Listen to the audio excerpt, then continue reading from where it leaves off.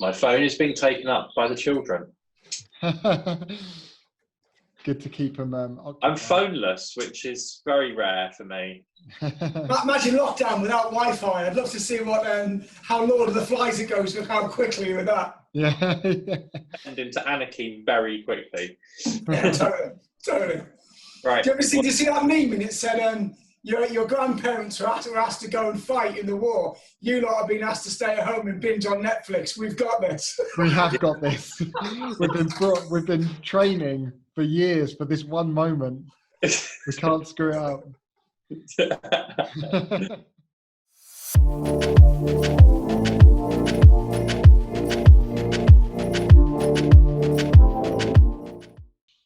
Okay, welcome everybody to another isolation edition of the CGA podcast. I'm here again with my man Nick Daines by my side as always, and our very special guest who we have today is David Jones, who is founder of the BJJ Viral Support Network. How are you doing, David? Yeah, good. Nice to see you guys and talk to some different faces. It's nice to speak to new people and talk about what we're going through. Certainly is, yeah, certainly is. So let's have a little bit of background about yourself. So why don't you introduce yourself, give us a bit of your background, and then we'll talk about the Viral Support Network. Yeah, sure. So I'm David Jones. I'm co-founder and CEO of a non-profit called Rescue Global that does disaster and crisis response around the world. So normally we're responding to things like tsunamis, hurricanes, epidemics, even terrorist attack in different, usually vulnerable parts of the world. So we're quite used to working when heat, light, power, and everything's gone a bit the way of the pair. So it's a bit unusual to be doing that in our backyard for a change. But hey, I consider it prior CPD, a credit prior learning. I'm also a long-term martial artist. I've done martial arts in the old days of ninjutsu under Hatsumi, and a great trainer, John Aitken, up at the Advanced Fighting Academy in Newcastle upon Tyne. And also Army combatives, all the way through to now an apprentice instructor under IL, under Krav Maga Global, and also still in the early stages of my BJJ career, if you like. I helped co-found Kernow, which is Cornish, so I'm told, for Cornwall, Kernow BJJ, down in the sunnier part of the UK, especially today. Kernow BJJ used to be part of the Gracie Barra franchise. Now it's an independent. It's got its own brand. That's an interesting journey itself. Yeah. We're lucky to have Hodger Gracie. We're not a Hodger Gracie Academy, but we've got a good friend of mine, Hodger Gracie, who's a fantastic mentor, helping us. So whilst we're not one of his academies, he's very happy to tell us when we're doing things right and when we're doing things wrong. I'll leave it to you to guess which list is longer. And my co-founder in Kernow BJJ is Professor Mark Bauer, who's a black belt. I have to say, I would say this because he's a friend, but I think most people who know Mark would agree. He's one of the most humble, quiet, but fantastic black belts I've ever met in the BJJ community. He summed it up for me really well when KBJJ went from being part of a big group to being independent. And he had some of the usual comments that, it's a family show, so I won't say them here, but some of the usual comments. And his one response to that, which was offline, was, as far as I'm concerned, BJJ's for everybody. So, yeah. What I really like about KBJJ is when we've hosted seminars with people like Dean Lister came over late last year, everyone could come. In fact, we had more people from not our academy than from our academy. Yeah. We've got Mauricio Gomez, who's going to come down. We've got Tim Kennedy. We've got loads, Dan Strauss, and we're opening all these up to loads of other academies. So for me, leading into the Viral Support Network that we'll talk about, it seemed natural to take what I've learned in disasters and then what I've seen in different martial arts communities, good, bad, and indifferent, to then try and help everybody at the moment as we are now. Exactly, yeah. I mean, it's a bit of a crisis. Me and Nick were just talking before you joined us about, we don't know when BJJ Academy is going to be open next. So, Nick's kind of thinking that potentially maybe not till next year now. And, well, no one knows. And I think that's the case. And so what made you... Hey, Sam, just on that, we've been speaking to a few people recently. And yesterday, we're talking to Kerry, and she's out in Madrid, and you know, sort of having this conversation, and like I mean, the ramifications of this on finances for businesses and the small businesses, and certainly when you start adding up the parts that make this up, are so enormous. Plus, you know, in Spain they've had the release, and basically combat sports and close contact activities are literally the bottom of the list of things to return, which I can only imagine is going to be exactly the same in this country. And knowing how long, I mean, waiting for this roadmap of getting out of lockdown and going, you know, sort of heading forward as such. Certainly this stuff's going to be bottom of the pile. The hospitality industry is going to go into a crazy period. 2 million people employed in that area. I mean, I can't imagine pubs, restaurants, that kind of stuff being open this year. So I just can't envisage a way there's going to be a normal training environment for us.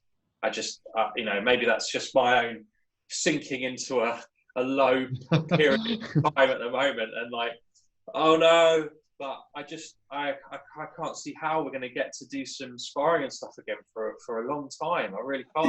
I think you're right. I mean, with my other hat on with Rescue Global, we do work with emergency services in the UK, and we also have a contract with a foreign office, the FCO, for emergency services outside of the UK. So we're privy to some of the planning going on now, and we're helping do some of the planning. We also use academics like the Institute of Disaster Risk Reduction out of UCL, also even artificial intelligence with Oxford and Nottingham and Southampton University. So we're part of quite a lot of the modelling that people talk about. And the reality is, as much as people don't want to agree with it, I can't see how we can be training in an academy back to how we were before until there is either A, proven herd immunity, I'll say something like that in a sec, B, a vaccine. Now, because otherwise, whether you think it's anything from the aliens, the lizards, 5G, all the way down to a bat and it leaping across into the human domain, whatever the case, and I'm not going to be drawing my own theories on that, but whatever the case, there's a respiratory illness that's highly contagious going around, for which there's no vaccine. So until you've got herd immunity or a vaccine, how can we just do that before we even get along to grapple? Now, with herd immunity, I was just reading literally this morning on the Underground, someone saying, well, I think England will come out sooner than most because we're getting some herd immunity. To be clear, two parts to that. One, nonsense. You can't develop herd immunity when most of the country's in lockdown. That's how herd immunity is developed. Secondly, there's no evidence yet that herd immunity, i.e. those that are going to be immune either because they were anyway or they've caught it and not going to catch it again, shield the rest and slow the transmission. There's evidence that in the COVID family of illnesses, herd immunity works. There's no evidence yet that it works in COVID-19. And if you look at the fact that it's developed in a decade quicker than some others, which suggests a degree of engineering, etc., I don't think herd immunity can be there yet, nor may it be. In which case, you're looking at a vaccine. And if it's a vaccine, even with the heroic efforts and ignoring of all the normal measures, and with that moonshot happening at Oxford, which could have something, that's next year. So otherwise, you know, we are done as far as academy training has gone until those things occur. And if we're not, honestly, I would say we really should be, because all the arguments, I can almost hear like the Underground, I go mental saying, well, how are we going to survive? It's like, how are we going to survive if we get hit with a second and a third wave? And we're having this conversation 2 years from now. Singapore, I helped teach some of the Singapore emergency services and military many years ago, and their culture is incredibly clean. It's incredibly hard about, you get fined for dropping chewing gum on the floor. Their lockdown was managed incredibly well. They're now seeing people who've caught it before catching it again, which challenges the second wave thing. So I think, as much as it sounds negative, we're not rolling for a while. That's not what Nick wanted to hear, that isn't. I know. This is the thing. Like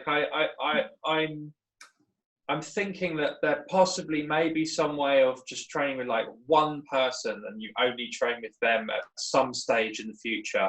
And then you might be able to have a buddy that you train with if you've got mats like you have there, David, at home. You know, there might be some. I'm so jealous of the likes of Dave Broughton, whose son's a blue belt, and he's there rolling, and Dicky and these guys are like rolling every day, and Simon as well. Like, I keep seeing their posts, and you're just like, man, they're getting to train like all the time, just with the people they've got at home. They're probably getting better training. Imagine that. And I'm like trying to do some drills and solo stuff, and bits and pieces, and other kind of whatever else I can do. And I'm just becoming more and more like grasping the realization that it's going to be super different for a long time. And I think it's going to have a massive impact on the people that do jiu-jitsu. It's a hard sport to do. And enough people, the percentage of people that probably stop training before they get to their blue belts is massive. Imagine sticking another we can't actually do anything really for a year. We talked about that, didn't we? About how it's difficult after having a period of time off to come back, and this is going to affect everyone, whether they like it or not. Turns out online universities for BJJ, maybe that was a thing, and they were just ahead of their time. I think so. They must have known. But this is it. You're right though about the bubble thing. In New Zealand, Jacinda, the PM there, they were the first to say, almost like that BT Friends and Family Club thing. Yeah. Having that bubble, I've seen that being modelled. I believe it was at UCL, and also with some emergency planning committees, the local resilience forums. That could be a thing. And if you've got like 10, I think the model was on 10. If you have 10 people that you can meet, but most likely outside rather than inside for now, then most people who want to can include at least one person, even if that person didn't want to do jiu-jitsu. Just stick him in a gear. A non-compliant dummy is better than Bob and Bob Jr. over here. So I think maybe that is the way forward, having at least one or two people that you can train with, and not least because of the mental health benefits. I mean, in our academy, we have a lot of people, or mental anyway, myself included, but we have veterans, we have serving people, we have people in the NHS, we've got carers, we've got people working in the housing, we've got all manner, and pharmacy workers, and people who work on building sites. Like everyone who's got their own stresses, without the crutch of BJJ, it's our golf, isn't it? I saw that lovely meme, and it was male, and it could have been female as well, but it was where the man's sat at home on lockdown. It said, 5th day of lockdown. I found a pretty lady sat on my couch. Turns out she's my wife. She seems nice. So, the mental health benefits of BJJ are massive, and without that, I think that's an issue. It's not a big enough issue to say as somehow, well, let's open the academies. It's really good for mental health, but it's still a thing. Yeah. Well, we had Callum Lee, the founder of Sporting Minds UK, on last week or the week before. I can't remember now. Last week, Nick. Last week. And we spoke for like an hour and a half on this exact topic, and how he works with a lot of professional athletes, and then people coming out of professional sport, but the younger sort of age bracket up to kind of 30, and we're kind of, it feels like sometimes we're a forgotten area, sort of underground sport that's not like massively well known, but still a lot of people from all walks of life rely on jiu-jitsu as being their main activity, physical activity, and like passion and stuff. And it's I think that because there's not the support in general out there as public support as such, money wise and that kind of thing. The guys that like Laurie, our coach, who runs the gym, the business, it's his part of his business and income and all the rest of it. It beggars belief to how many people are going to be affected, and like to what degree, and then what this jiu-jitsu is going to look like on the other side of this. Because 10 years ago we were all in the same boat, probably putting out mats in the church hall, putting them away, and it's like, it's a real passion project, isn't it? Running a training session for a group of people with the same interest. And then when you get to a stage where there's, a full-time facility and that kind of stuff, and, that many people, it takes a long time to build up the members and, the ability to do something like that. And it feels like, there could be a few steps backwards, like going forwards, and that's going to be a real shame. Is that kind of what made you pick BJJ as a community to help in this situation, David? Because, there must be a lot of BJJ clubs who are kind of part-time business owners at the same time. Kind of, this is their passion project rather than their actual business. So they're kind of going to be the ones that are the most hard hit, I presume.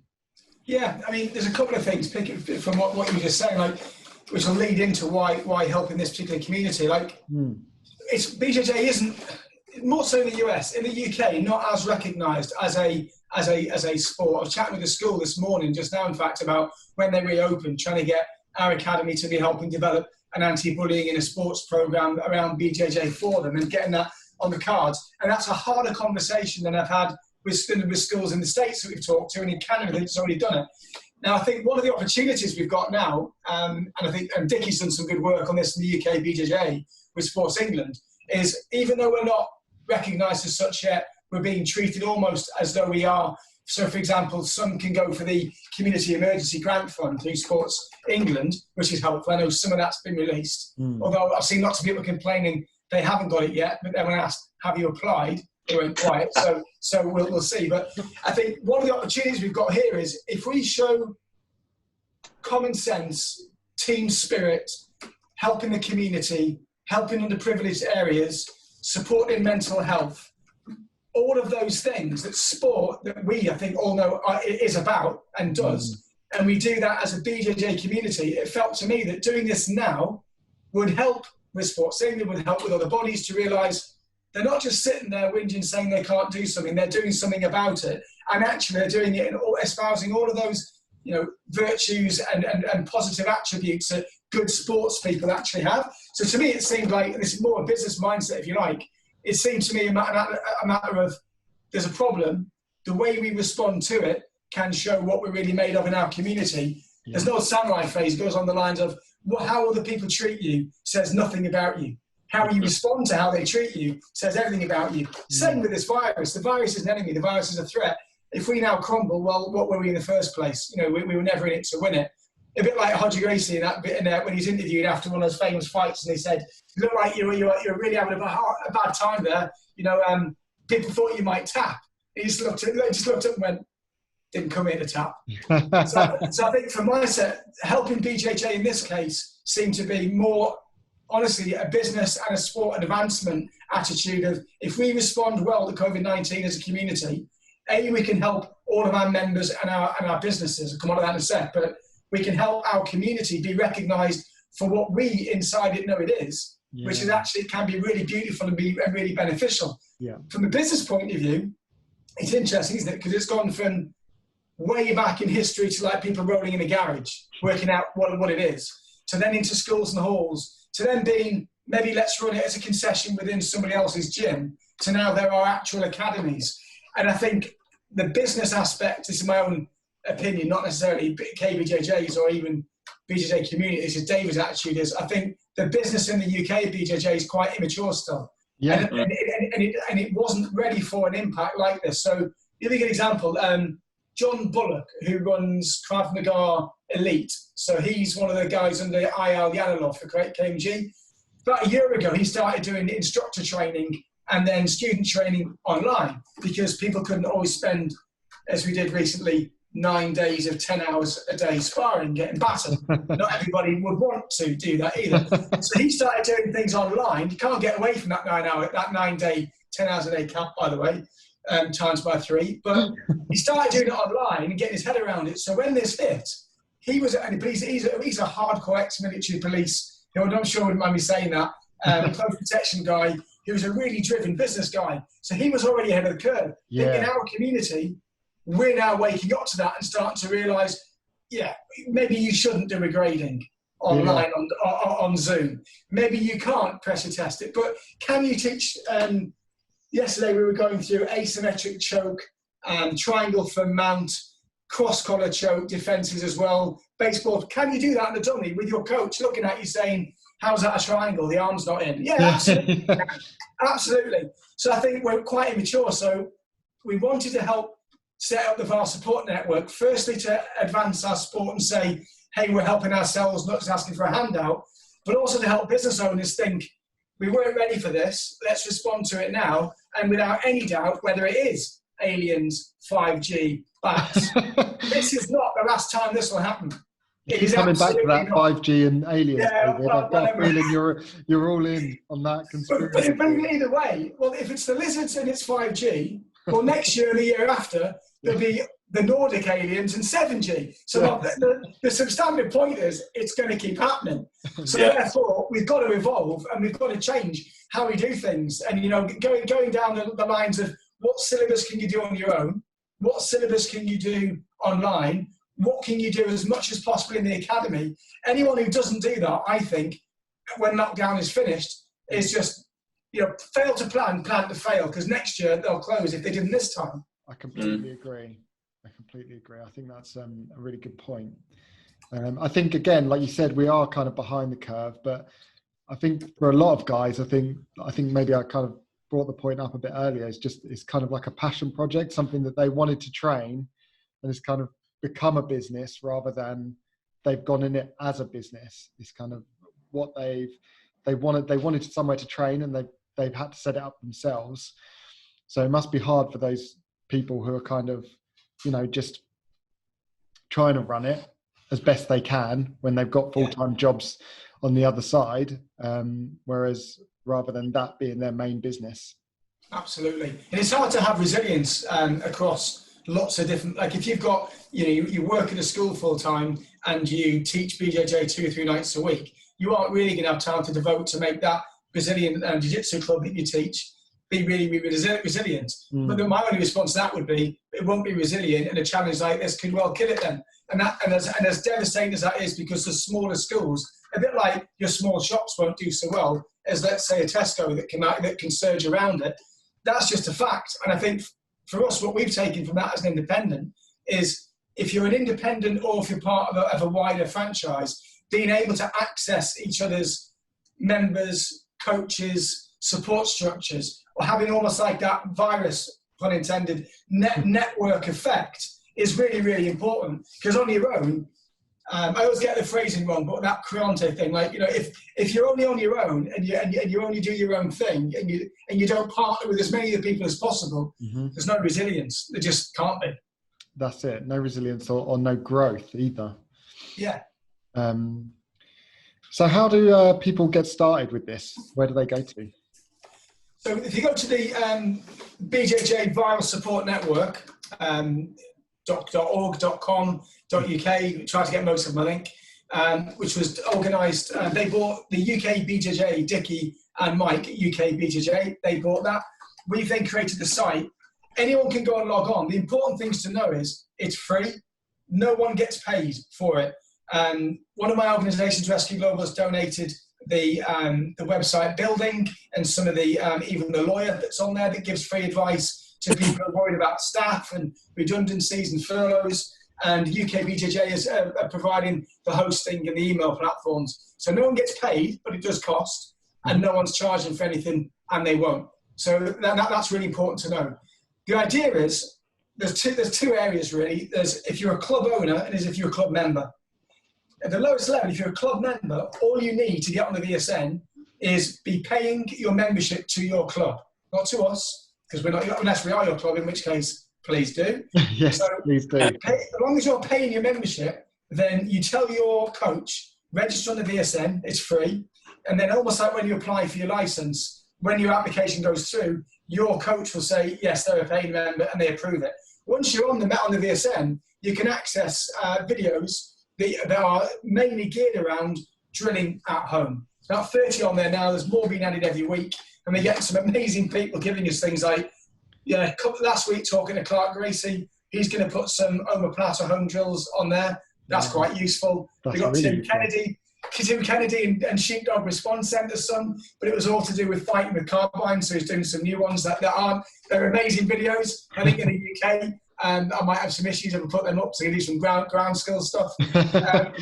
Mauricio Gomez and Dean Lister and so on all putting stuff on. Dean's video that's on there at the moment, you say he's semi-naked with his shoulder all torn up with his surgery, but I don't know, I quite like what he has to say. So you can go and find videos that you can train at home, and we're also starting to host for members live sessions. And the key is it doesn't matter whose members sign in. It doesn't matter whose coach it is, because the members will be qualified by being a member of a club and paying their own membership.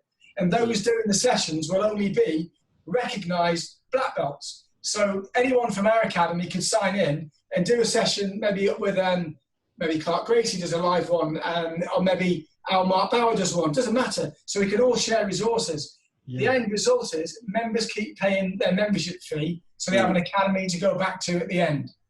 So that's for members. For the academy owners, they get three benefits. One is they can say to their members, hey, we've helped be part of this VSN. We're sending our own videos in, so coaches from their own clubs shoot 5 or 10 5-minute videos, send them in, we'll stick them on there. So their own members think, oh, that's my coach up there doing that, awesome. It's all a bit more sticky and buy-in. So they feel good and they're showing value. If you're showing value, give you an example. Not many, but some of our members at KBJJ stopped paying when lockdown happened. Fair enough. Some, as soon as we opened the VSN, started putting videos on and said, can I get on? I was like, yeah. They start paying their membership again. And that's fair. That's fair.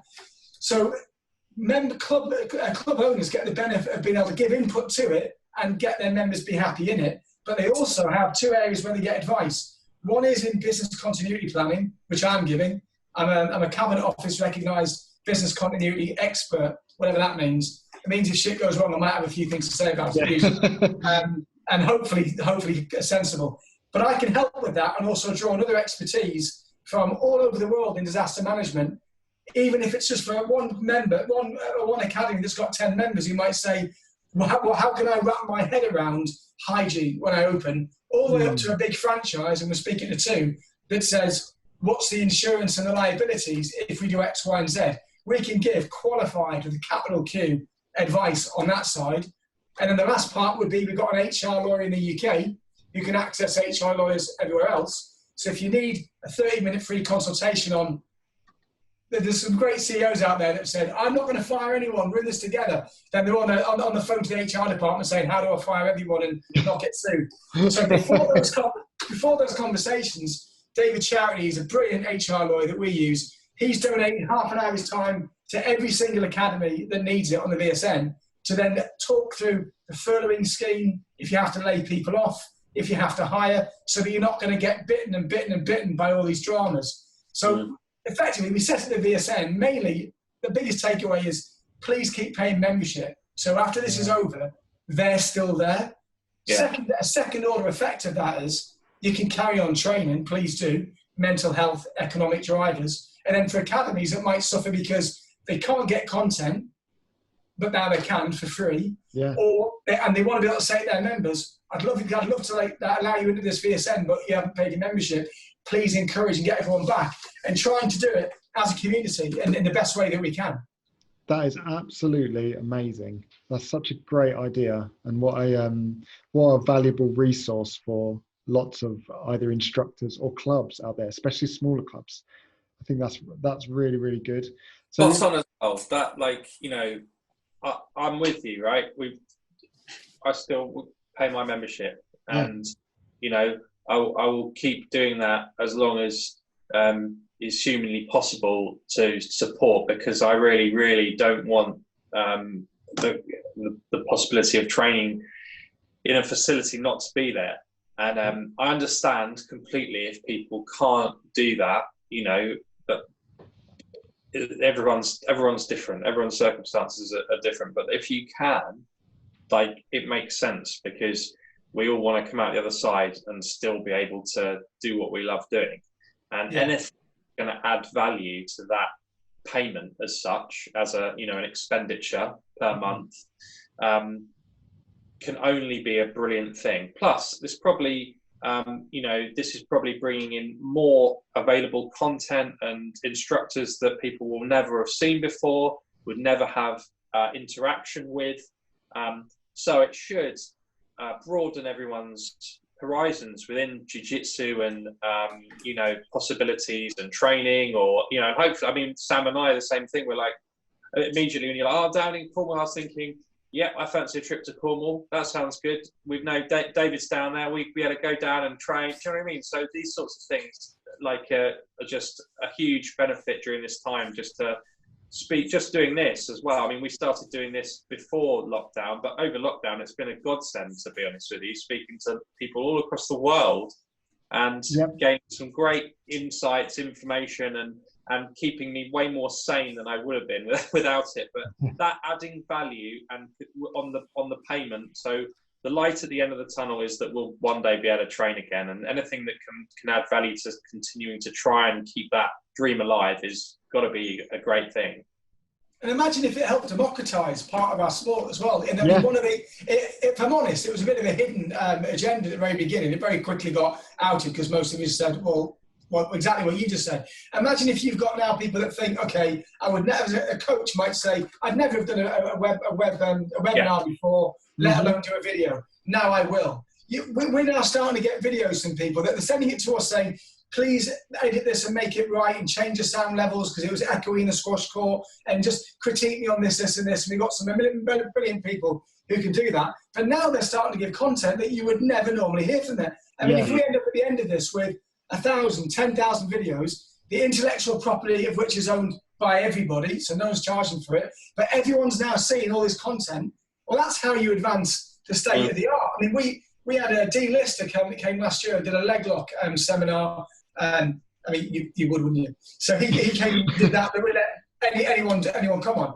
As soon as his shoulder's okay, he's locked in a hotel in Brazil at the moment with his arm out. He's going to do some leg lock mastery bits for this website. Now, on the one hand, people who can't afford to go to that seminar, although to be fair, he kept that at 50 quid, which was amazing. Yeah. Even though people couldn't afford to get to it or just couldn't get to it, either by money or distance, they can get some free content. But also from the business point of view for Dean, well, how awesome is that? Because next time he does a tour or he brings the next DVD out, everybody gets to know everybody. We might see some new stars coming from it, but I think democratizing it and seeing independent and bigger franchises, some that play better than others, than some others may arguably, other platforms and franchises are available. It's great if we democratize things, because then people can actually access and learn. I mean, it's really weird. Like, if I relate this to the ninjutsu community, there was a time when unless you learned under one particular lineage and you went anywhere else, then you wouldn't be graded. It all went the way of the pair. Certain schools fragmented off. It all went mental. I see similar things in BJJ. Our view at Kernow BJJ is that, I'll give you a really good example. I won't say his name. There's a guy in our academy who's a serving infantry guy. He trains with us. He grades with us. He doesn't live here when he's at camp. When he's at camp, he trains at another gym, which is also independent. They also grade, and sometimes when he competes, he'll do it with their hat on and some with our hat on, and we literally share the member. Mm-hmm. How awesome is that? Like, when he's not with us, he presses pause. We don't have the mobile phone type contract and membership. We do it where we set up a portal, and people are in charge of their bronze, silver, gold. They can turn it on and off pause whenever they want. So this particular guy, he pauses next week when he goes to camp, starts paying them, and you share the member. More of that. I mean, how amazing. Yeah, absolutely. We are quite as insular as in the sport as such. I think, there is a lot of, training at one place, and that's the place you play, which place you train, which I completely understand. Oh, hang on a sec. I might have to dip out for 2 secs. Trouble with the kids. 2 seconds. No worries. Yeah, I think we are very much like that, very insular. We have to train in kind of, once you're under one affiliate, you're kind of pushed into, well, not pushed, but like you're encouraged, expected to train within that community. Yeah. So maybe this is a good thing where it will, push us into maybe opening our doors a bit more and going out and training other places. I think paying the one membership and having loyalty to that brand and to that coach, there's loads of good things that come from that. Training at one place, being loyal, paying the membership, there's, of course. And if you, I'm Buddhist, so it's related to that. In the certain Buddhist sections, it says only read one lineage of books, because anything else can distract you and you may not get any spiritual progression. In my particular school of Buddhism, they say that's nonsense, because if you don't try everything and then try and absorb it and see what works for you, how would you ever find your path? Now, in BJJ, it's interesting. We love it when people come to our academy and they pay our membership. Love it when they go and compete and they fight on our behalf. Mm-hmm. Absolutely. But it's also great when they go and spend, like this particular infantry guy does, time at another academy, because if you're going to fight anyone from that academy at a comp later on in the year, quite good to know what they specialise in. Yeah. Mark, our professor, went up and did a day's rolling with Hodger. It was hilarious. He went up, and it's quite stressful for him, actually. It's when we changed to being independent. And Hodger said, yeah, that's fine. I'll take Mark on. All you got to do is just come up and spar with me for a bit so we get to know each other more. So I set it up, and Mark was like, let me get this straight. All I got to do is go to London and spar with Hodger. I'm like, yeah. He's like, well, that's all right for you to say. You're just going to sit there and take videos. And I have loads of good videos of that, which I still have. But what was interesting is they didn't do any like underwater kung fu, basket weaving, ninja shit. All they did was things like mount, knee on belly, and just went through all of these. You would with Hodger, but what was amazing is Mark's game changed immediately. He didn't tell anyone for a month, I noticed, how he changed his knee on belly from what he did from Hodger to how he used to do it. And no one could understand why they were tapping to his knee on belly from thereafter. But by spending that time at another academy for a little bit and then coming back, everybody grows. Like I heard, and I don't know, but because of how it grew up originally, and specifically Brazilian Jiu-Jitsu and the lineage of that, how that loyalty and don't be a crowd, all this stuff, how that came. But there's a place where you can be loyal to your coach and fight under that banner and pay that membership, but also pause that and train somewhere else for a while and then come back and mix it all around, because we're all learning the same system. People have different takes on it, but why would you not want to learn from loads of good people? Because you're going to learn at a comp pretty quick. This comes back to where business and money, and back in Brazil, the people were fiercely protective over their students, and that's their livelihood essentially. And I think that translates, because I'm pretty sure, like back in the, when Carlson Senior was running his gym, they take a percentage of their fighters' money and income for the training and that kind of stuff. So it's very much around a business proposition around it. I think that's bled through to how the sort of ethos behind clubs as such. Whereas, everyone no one could say that it's not beneficial to train with lots of different people, because you're going to get people know different stuff and specialize in different areas and do different things. You learn, this guy's got a great top game, that guy's got a great spider, you know what I mean? So how can that not be beneficial? Yeah. I think that's the kind of, that must be the basis, because otherwise there's no real need or progression in stopping that from happening. Over here, like in the UK, I guess we've got fewer gyms, and funnily enough, like, for some reason it feels like in certain areas there's like 3 or 4 within 20 miles, and then there's nothing for 200 miles.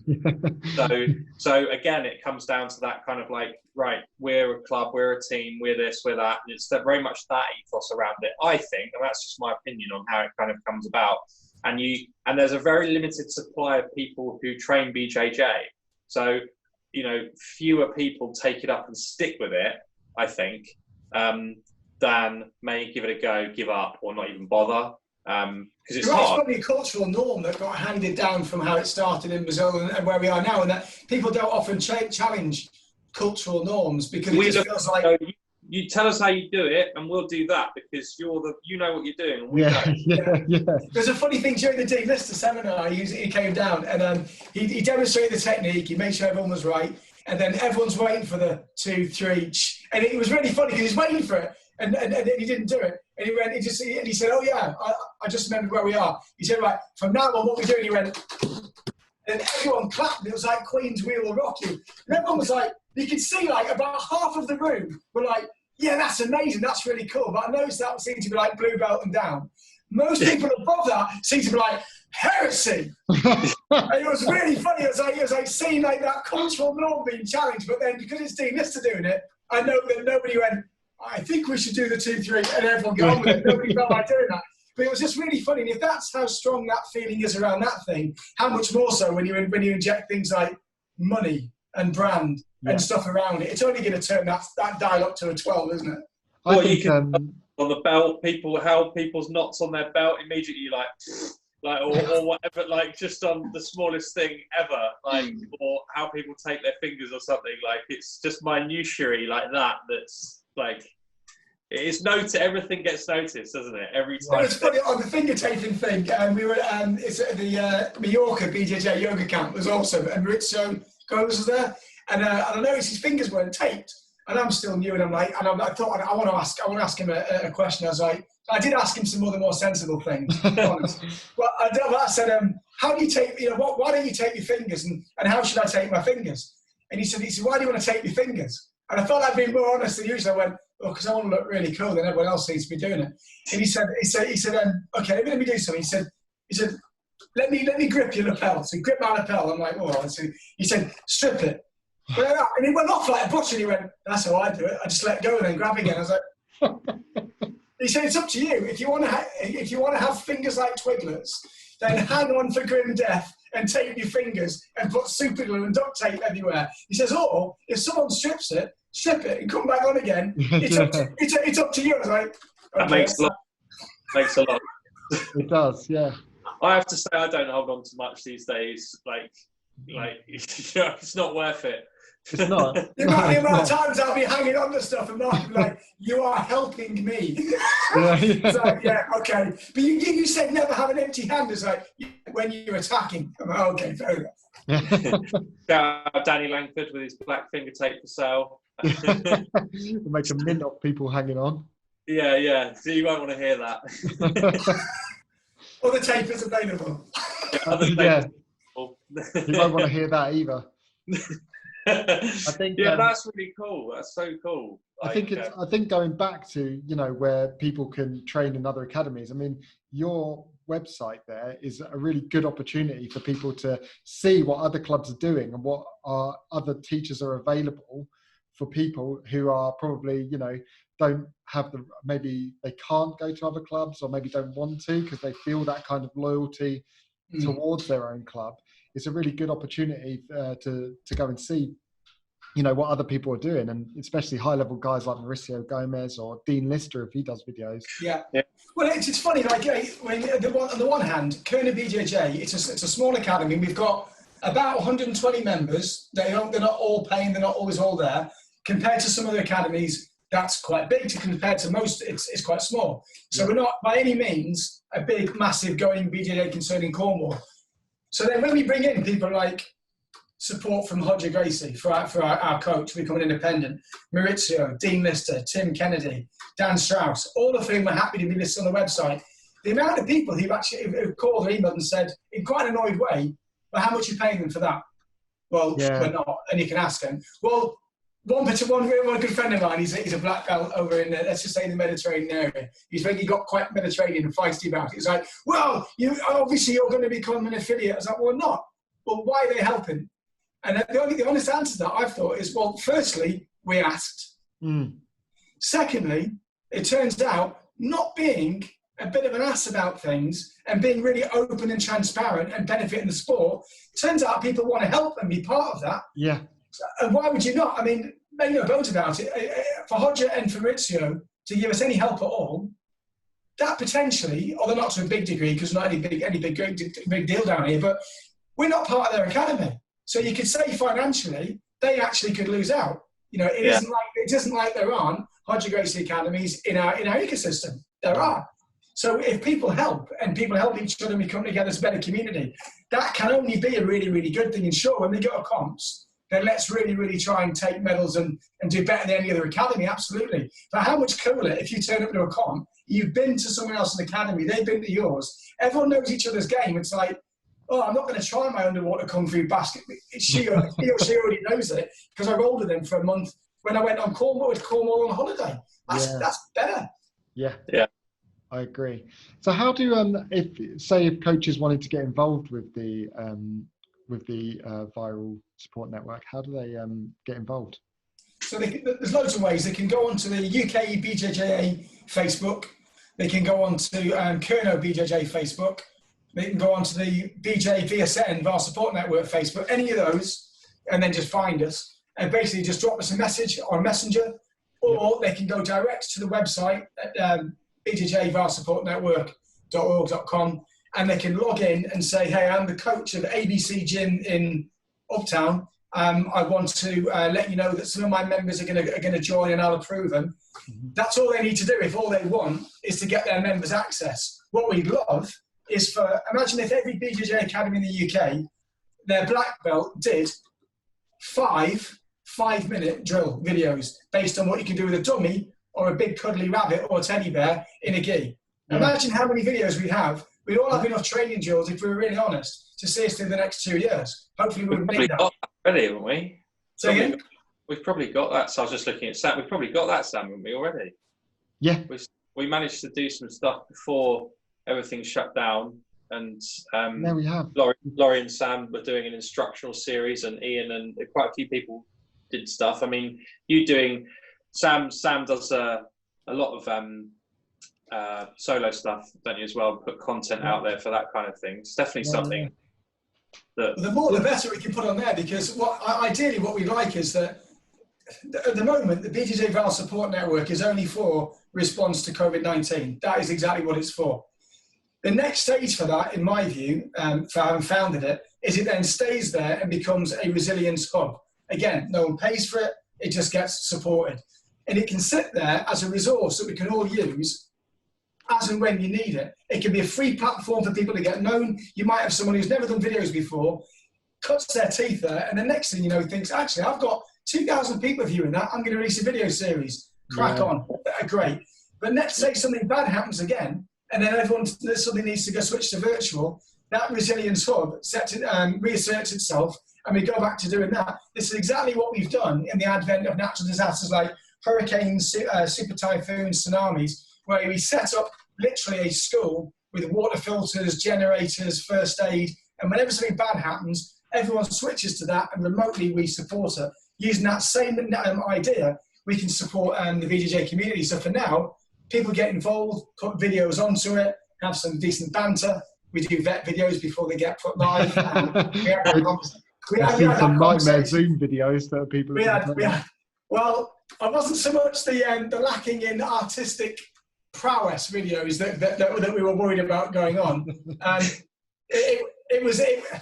Every community has their comedians, don't they? And I was waiting for at best, a cat dancing, at worst, porn. Yeah. So for that video, we were like, please, you can submit the video, it's free. We are going to look at it before it goes live. And if you want, we'll adjust sound levels and we'll help. And we'll put a slide at the end. Mike Williams from UK BJJ came up with the 2 hashtags, stay home and support your gym. So we won't mess with the video. There's no Steven Spielberg in the background. We're just going to make sure it works. But the more people get involved in it, the better resource it is for us. And going back to the beginning of the conversation, we aren't training in the next couple of months. If we train in an academy this year, I'd be extremely surprised. And even in the early part of next year. And if we do, we probably shouldn't be. In which case, as horrible as that is, making the best that we can out of it. I know it's quite a common phrase nowadays, but there's a guy I used to train with a lot called Asaf, Krav Maga guy. And he used to say the Hebrew bit of, when God gives you lemons, better make lemonade. Yeah. Well, if the lemonade at the moment is, well, I'm going to train a little bit, okay. If the lemonade is, we help our sport get recognised by the likes of Sports England as a positive effect in the community, we help small business owners make them more resilient, people can kick each other's ass better in a competition later because we've trained together, and some new rising stars, and we democratise some of BJJ, that sounds like a pretty damn good mojito, let alone some lemonade. 100%. I would say, I would say as well, like, not just it being there for in terms of resilience and like backup plan, but there could be people who, you know, in areas where they don't have a gym anyway, and it could encourage more people to just start doing some stuff and go, you know, and almost like you could find like smaller pockets in the country where people might, you know, not have access to a proper gym or black belt instruction or anything like that. Back to the days where people are getting DVDs and things. Well, this is your resource, isn't it? So look at things and train with the mate who wants to do some stuff in your garage, and you start like that, and then you know that's how people started academies back in the day anyway. That's true, and we've been speaking about that. I think one thing that those of us who helped set it up have already said is, and this is not a jibe in any one particular direction, but we would draw the line and say there would be no gradings done on the VSN. But there is another plan that we were discussing before COVID, which is partly what was in my mind when we came out with this idea, was that in disaster zones, we've seen that local community groups, if they're a strong, cohesive, like for example, the Philippines. I've been there with several ridiculous disasters in the past, and they're one of the most robust people, should we say, that I've ever met. And largely because I think they live outdoors quite a lot, out in the barangays. They have that whole thing of it takes a village to work and bring up kids. They definitely believe in. And what we saw is that if they had like a football team, or if they had a netball, or if they had even like it was snooker teams that we saw, when a disaster hit, they were more likely to survive than after. So we came up with an idea, which was, why don't we, in Wrestling Global, we think about a timeline before, during, and after disaster. Although we challenge that paradigm and say it's never really before, during, and after, because the after is always the before of the next one. It's more circular. But nonetheless, we said, could you start BJJ seminars and academies in impoverished, vulnerable communities with a view to helping make those communities more resilient? I asked Hodger Gracie first. He was like, if you didn't want to be involved in that, there's something wrong with you. Of course, that's a good idea. So then the problem was, okay, but if you don't have a resource, there's no black belt and there's no funding, how do you do that? So my idea for that, and I've now got over 50 who've agreed, was that, say to black belts, okay, would you be happy in a non-disaster season to donate up to 2 weeks of your time? You don't get paid for it, but your flight accommodation insurance is covered. And would you be happy to go to somewhere like the Philippines or to Dominica in the Caribbean? It's not always as rock and roll as it sounds, because these are very, very, very poor places that we go to. But would you be happy to do that for a couple of weeks? Now, we've got about 50 black belts so far that said yes. I'm not awesome at maths, but I know that 50 black belts at 2 weeks at a time is 1 year. So you can run an academy for 1 year with rolling black belts in any location. I also think you can get a damn sight more than 50 black belts. Yeah, I do. So if you then set that up, and what Wrestling Global, my organisation, would do is go to, let's say, a mayor in Pasalgon in the Philippines. It's a live example because we start to do this, and say, if we get funding for power generators, water purifiers, first aid training, will you give us a room in the town, in the hall, in the church, to store it? Yes. Can we also have access to that sports facility to run BJJ? Yes.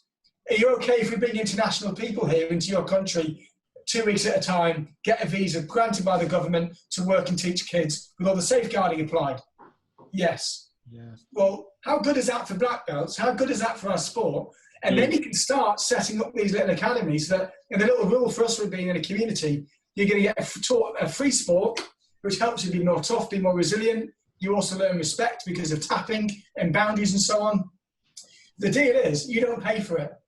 But in the event of a storm warning coming into an effect, or an earthquake or tsunami, most of you who are fit and young will put on a high-vis jacket, get the loud hailer, and help the old people and the sick people go from the low place to the high place when the wet stuff comes. Is that a deal? Most people are like, yeah, that's a thing. So as well as you were saying about having the VSN as a resource for academies or for places where there aren't academies and helping, I also think it's a potential to use, which we'd already started planning before COVID, to help take BJJ into communities that can really benefit from it, and you can argue would really need it, and have loads of second and third order positive effects. And most people we've spoken to about that are like, yeah, I'd help with that. Well, why would you not? Yeah, 100%. Great, yeah. That's amazing. And it makes, like, everything you're saying makes so much sense. Like that. I don't know anyone that wouldn't want to. I mean, even if you're a black belt and it's like 2 weeks to go and do that, what an amazing experience as well that would be. And and financially, that we started talking to some of the brands. Like there's some obvious clothing brands around BJJ. There's some other brands that because the positive effect of helping a community is huge. Therefore, anyone who wanted to support that and get advertising within that would want to be involved in it. So, for example, we talked to one very large insurance syndicate and said, well, we're going to need flights and accommodation for those instructors. Would you be up for paying for that? They couldn't say yes quick enough. Because they're like, well, all we want to do then is, in wherever you put that school, can we put a XYZ insurance company banner in the back, say, accommodation and flight sponsored by us? Yes. That doesn't impact us, but does it impact that insurance company next time we're going to negotiate aviation insurance in that country? Yeah. Yeah. Not great. Well, fantastic. There's loads of financial plays that could benefit the community. There are other people that they can then start to get paid for. If it works over, let's say, 5 years, then maybe the offer can be to black belts. Okay, actually, there's a 6-month job here in XYZ Island. You're going to get paid a salary to do it. Off you go. As long as you do this, you've done your safeguarding, you've done your first aid, you've done all these things. Suddenly you can professionalise it. So there's like a nice progression you could do, but all based on expanding BJJ. You know, why not? Yeah, there's no reason, surely. Yeah. I mean, we're just going back, like we would about different training videos on the VSN. I think it's a really good idea as well, just because like one of the fun things about what we've done, like me and Nick, about this podcast is kind of meeting new people and talking to new people and kind of gathering kind of a bit like of a community. Yeah. And like we've kind of discussed with some of our guests about going over and training with them and hanging out and just kind of meeting them face to face after doing these podcasts. And we'd love to come down to Kernow as well, by the way. Definitely. You're very welcome. I mean, what I love about down here is our academy it's known to be operating in one of the poorest parts of the UK. At one point, it was operating in the poorest part of Europe, the way it was designated, in like the Camborne, Pool, Redruth area. It's not that affluent. It used to be in the mining times. It's not now. Yeah. So it feels good because we're doing it in areas that actually genuinely benefit from it, but also got some of the best beaches in England. Although I was lied to. I wanted, when a little while ago before I moved here, I wanted to move to parts of the Far East, and I was told Cornwall is the English Riviera. I think someone not too far from here may have lied, but I accept. It's the in-laws being in Scotland and us being as far south as you could get without going to France may also have something to do with it. But Cornwall's a great place to visit, and I'd like to think our academy is extremely open, and anybody who wants to come and visit, no matter what affiliation they are, even if it's to come down and take part in a class or come and run a seminar, that's what we want to do, because we just want our members to learn from really, really, really good people and not be part of that, oh, you can't train there, or we won't let you come back, and so on. And we have had some people that have come and trained with us that have said, you do know if I come and train here, I can't go back to my academy. I'm like, well, just don't tell them you've been there. That's crazy. Don't get in the photos, and you'll be all right. Yeah. Yes, exactly. Or one guy that we gave a gi to, and he took the gi, and I noticed he had to black out the patches and take the patches out. I'm just thinking if I've got one in here. I don't think I do, but kind of our little no, it's over the house. We've just designed. Really, this is funny. We've designed our own little brand of gis, actually not to make money from it, genuinely, when you see we're selling it for the prices we're selling it at, to our members, getting them made, some in China, some in Pakistan. But it took a while for a few people to realise the label on the inside. It's got our logo. This isn't one of ours, but it's got our logo, which is that logo on there. So the patch is funny though, on the label. It's a square, typical laundry patch. It has our brand on it. But underneath it says machine washable, 100% creon-friendly cotton. And it took a little while for a few people to look at that, and a few were. Most people have said, I really like that. And some people are like, dude, that's not cool. I'm like, well, it is what it is, but, It is what it is. but you'd be very welcome. But what I was saying was, with this VSN, it might give people incentive to go in, if they like what they see on these videos with some of those coaches, to go out and visit those places that they've seen and build up a stronger community between different clubs. I think that could be a really good thing. That'd be brilliant. The networking, we're building it's almost like these days with this stuff, the Zoom and the video calling and online this and that, because of being forced into it. If we can survive this, it feels like we're going to come out with a whole new scope, or the blinkers having come off for what's possible within our sport, within our own country. You know, I'd love to see more. We discussed with a guy, Canadian chap who does a lot. He did a lot of traveling over 2 years and did 160 odd different jiu-jitsu gyms over 37 countries. You know, if we can get more stuff happening in the UK, like, I mean, I stopped off in Glasgow, training Glasgow for a night, just all great, you know, had a lovely time. He's come back whenever, you know, more openness around that, and like even maybe some more kind of camp style things, but in the UK. I mean, Cornwall, what a great place. What a great place. I've been down there for a Carlson's camp, well, years ago, but you know, like something like that where you can go and have a great like jiu-jitsu trip, but be hosted for training and stuff, and like a special occasion. I mean, that would just be so cool to do within the UK.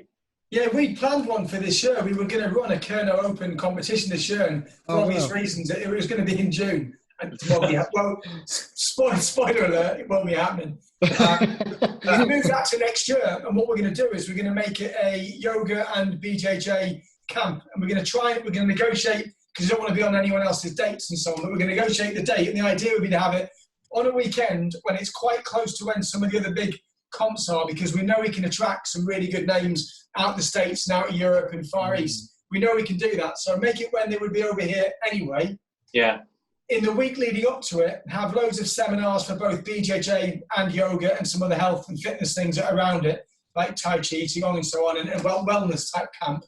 So people can either just come for the competition at the end, or just come for the camp in the week, or come for all of it. And again, the nice thing down in Cornwall is, as long as the weather's kind to us in the summer, what a great place to do it, because you can get out on the beach and train and so on, and get back to nature doing it. But also you've got everything from the poshest, most ridiculous hotel spa, like the Scarlet, or the other boutique brands are available, down to like your travel lodge and camping in our field. So I'm hoping that by this time next year, we can get that done. And we've got some, I mean, it's humbling actually, we've got some amazing people agreeing to do this. We've got, on the yoga point of view, we've got Jock Orton, who's under John Scott, who's like lineage holder of that whole Ashtanga yoga community. We're lucky in that I don't play golf, but if I did, I could hit Jock's house from here. So we've got where John Scott often teaches, and Jock literally here. So they'll run the yoga side of it, so it's not yoga for the sake of it, it's good yoga. Yeah. Also, we've got one of the first yoga for BJJ under Sebastian Rush trained, who's gonna do that here for us. And then we've got, from a BJJ point of view, it's quite ridiculous. We're hoping to have some of the slightly more enthusiastic bonkers people like Tim Kennedy, who we really like and who really likes us, down to your Dean Listers and Dan Strauss and Rich Sharon Hodges. So hopefully that kind of camp could be really good. And what I'd love to do is try and get a bit of a groundswell around that, and then make sure that then any revenue that comes from that helps to then go to doing things like the BJJ in disaster zones concept of getting a few of those hubs set up, because that's just going to be amazing for us. I've got this lovely idea in the future where you can imagine running a comp and you get some people that have done a couple of years in one of the disaster zone BJJ academies that then get sponsored and comes over and competes at the British or whatever. And that's someone from a barangay little village in the Philippines, or from Dominica. How amazing would that be? And how good for our sport would that be? And that's the thing, we could do that. Incredible. Yeah, it would be absolutely amazing. There's a lot of good stuff. There's a lot of good stuff for this. I think there's a future for this, like way beyond what's going on at the moment, and obviously the international benefits that you can bring and stuff. With you're the right man in the right place, I reckon, David. I think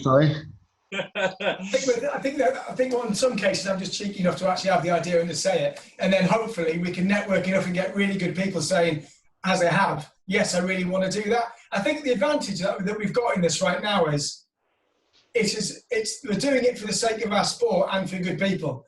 Therefore, like just looking at your faces during this chat, people resonate with it because you're trying to help people, and no one's trying to actually screw anyone else to do it. In which case, why would we not? No one's saying, but only if you wear that gi and only if you train at that. We're not doing that. If we keep it really, really open. So I think we've got a really good opportunity there to make this horrific time have a little bit of light, and actually from it actually developed something really, really good for our sport. I mean, resilience doesn't come from having a cosseted, cozy little life. I mean, we recently did some Wim Hof stuff at that BJJ yoga camp in Mallorca, and it was amazing. This is one of the trainers who, like, Wim Hof had said how we're used to our settee and our lazy boy and our PS4, and the whole point of getting cold is to tell the body, wake up and start energizing some of the things in us. But if we let this time do exactly the same thing, it scares us a bit into actually doing really good things, if only because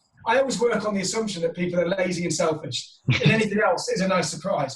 But even if we're lazy and selfish and we only do good things so that next time it's not as bad as this and we don't suffer as much, that's fine. People do good things for wrong reasons all the time. Awesome. Yeah. So once more, how do people get hold of you? And then we'll wrap this up. I'm quite susceptible to a rear naked, apparently. But other than that, same as Nick.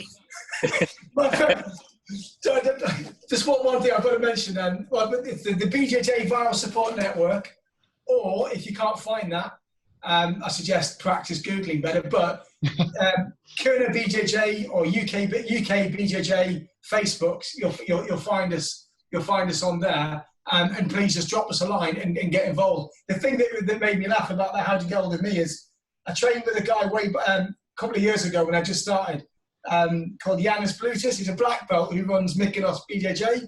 He's amazing. He's been in this garage tearing it up on far too many occasions. He trained me for my first comp, which is at the British, and he drilled me. And in my first round in my first ever comp, I was winning 15-0, and I was absolutely over the moon. And I got caught in a cross collar, and my hand had got trapped somehow. I ended up tapping. I lost. And I came out, and he's like, how? I won't say that. Anyway, there was a few experiences. Malacca may have been mentioned a few times in that particular tirade from Yanis. But he's like, how you go from 15-0 to losing? Absolutely outrageous. I'm like, you never taught me how to properly defend a cross collar. I'd like to say now that I don't think I've been caught. I'm going to regret this. I've not been caught in a cross collar in a long time. I get caught. I can be got hold of in many other ways, but hopefully not that one. I just don't want to get shouted at by him again. It was horrendous. It wasn't even rubbish hour, so I was done. No, that's right. We'll put up all the links for you as well. Awesome. For all the different places that people can get hold of you, follow your stuff, check out the websites, and hopefully sign up or encourage coaches. If you are watching this, please do get involved. What a great cause, and what a great way to help keep your academy alive. So please do get involved. Thank you so much, David. It's been an absolute pleasure having you on, mate. David, very nice to meet you. Massive pleasure. Let's chat again, and look forward to seeing you guys down in Cornwall. And yes, we can chat anytime. Thanks for the opportunity for doing this. Lovely. And also thanks for coming on. Awesome. Massive. Thanks, guys. Speak to you again. Yes.